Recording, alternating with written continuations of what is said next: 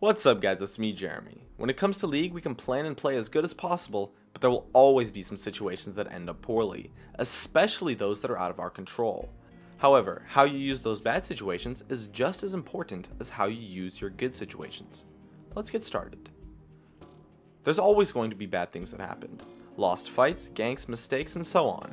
However, most of the time when your opponent capitalizes on something, they will be giving up small advantages in the process. These kinds of advantages usually go unnoticed, since they are easily overshadowed by the big things that are being gained. Because the thing is when your opponents make a play somewhere on the map, they are always going to leave open an opportunity to capitalize somewhere else. Now if your opponent is making the play on you directly, that's another story. But when someone makes a play on the other side of the map, it's really important to use that time to press an advantage. The most common is going to be when the opponent's jungler is ganking.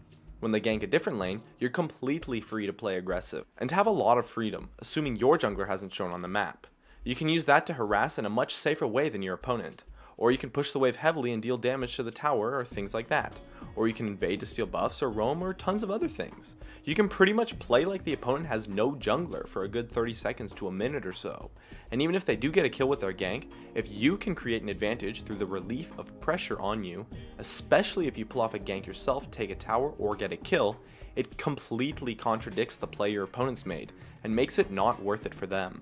When pressure is relieved on you, it gives you so much room to take advantage, it's ridiculous.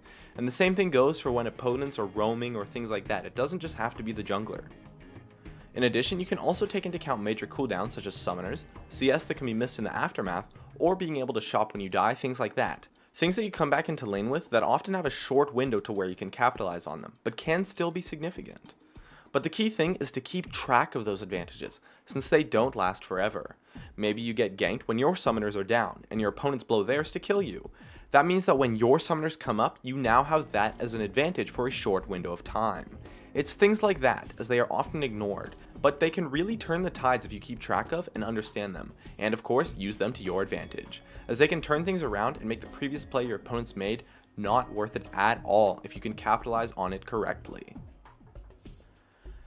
My name is Jeremy, and that's it for my video on taking advantage of bad situations. If you enjoyed this video, feel free to check out some of my others on the screen right now, or stay connected at facebook.com/gamingcurios.